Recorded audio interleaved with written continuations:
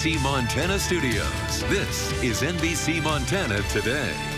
Good morning, Montana. I'm Jason Hurst. As you pour your coffee and make breakfast, let's get you informed to take on your Friday and also prepared for the weekend.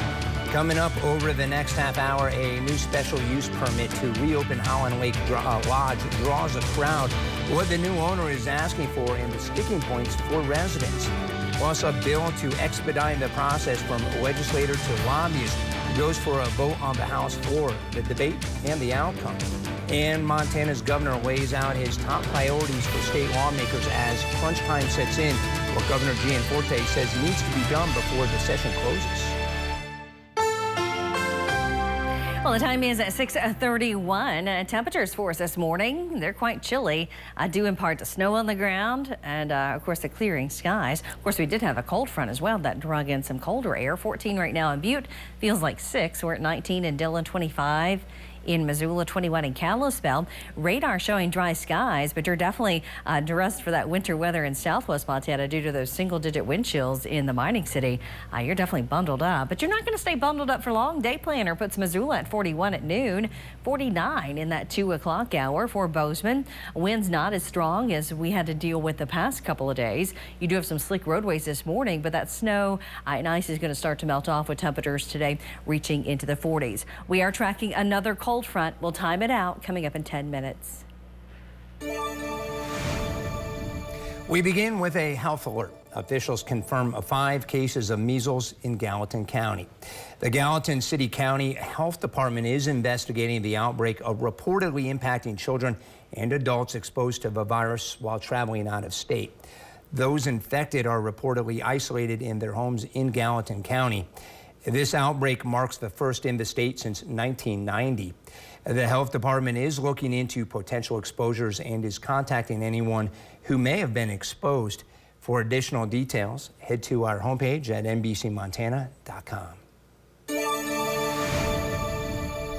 At a roundtable in Condon, Flathead National Forest officials answered questions about a special use permit application for Holland Lake Lodge in the Swan Valley. NBC Montana's Sadie Risen attended Thursday night's public meeting and shares with us some of the concerns residents are voicing.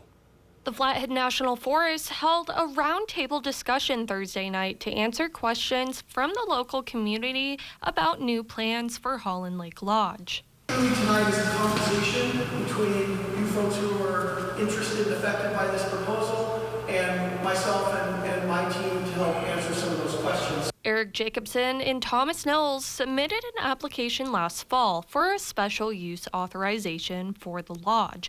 Officials formally accepted it earlier this month. Holland Lake Lodge is a privately owned set of structures, a privately owned business that sits on National Forest System land.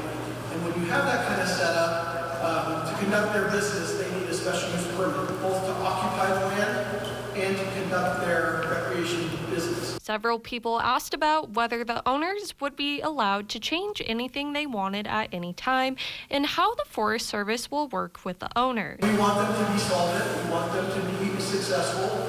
We don't want them to operate on a shoestring because that's the service that they would provide to the public, is a shoestring service. But we also want them to maintain the accessibility of these recreation opportunities. Public comment is still being accepted until May 7th. I will keep following the story and bring you the latest developments. Reporting in Condon, Sadie Risen, NBC Montana. Missoula County will receive $525,000 in grant funding. The funding is awarded through the Montana Department of Commerce's Economic Development Program. The money will be used to replace the roof of the Missoula Children's Theater, and the new roof will also include solar panels. The county said they are excited to be helping the theater while working for a more sustainable energy future. Definitely aligns well with Missoula County's goal for going towards sustainable energy. We had a trash can catching water coming from some of the leaks. Our facility staff have been amazing and gone up there and tried to patch everything and take care of everything. But it's a short-term fix. And so this new membrane is crucial to our continuing operations. Cities not able to receive these grants include Billings, Bozeman, Great Falls, and Missoula, but Missoula County used their partnership to make this happen. Let's take a look at Montana's legislative headlines.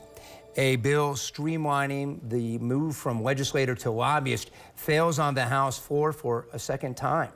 Senate Bill 222 removes the requirement that public employees must wait 2 years after leaving office to become a lobbyist for a non-state or local government agency. But the bill failed its second reading Thursday afternoon. Those in favor of removing the requirement argue it is a violation of the freedoms granted in the U.S. Constitution, while opponents say allowing people to go straight from legislating to lobbying is a recipe for corruption.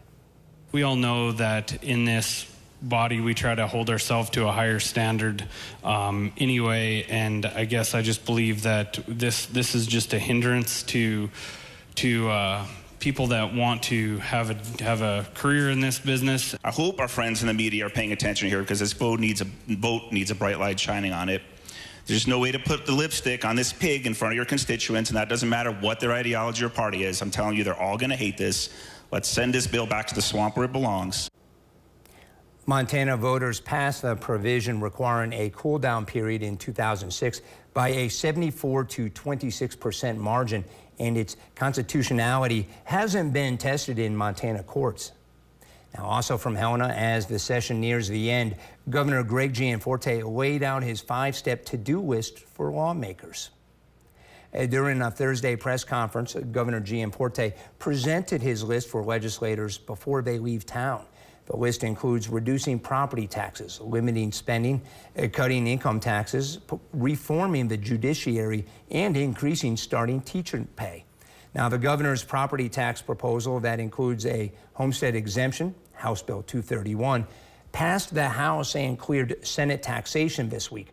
But Thursday in the Senate, it went down on a tie vote. We're not opposed to it. I wish we could have gotten it done this year, but we are where we are. Let's get a proposal that delivers that meaningful, permanent reform. And if there's a rebate in it that kind of bridges the gap, that's okay. Another bill that ensures property taxes collected on new development are used to offset taxes paid by existing homeowners and businesses is headed to the governor's desk. And we now visit with Chief Meteorologist Brooke Foster, who is standing by. And Brooke, snow is in the forecast, right? It's snowing actually, and cooler temperatures. I know we want it to warm up, but I guess have a jacket, have a sweater nearby, but be ready for it. Right, I mean, definitely a cold start this morning around western Montana. The time is 6:38, sending kids out the door to the bus stop.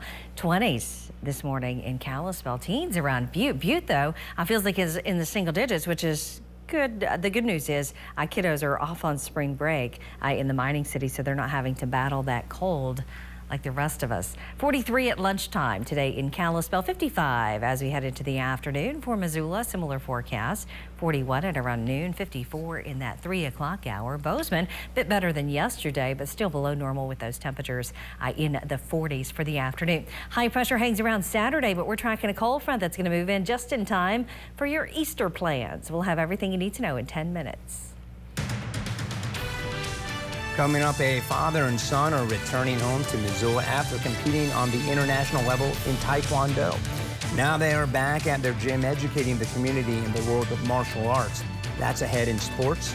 Plus, the latest details from Thursday's mass shooting on the Florida State campus. Here is a live look over Missoula above TV Mountain at Snowbowl from the Community Medical Center weather camera.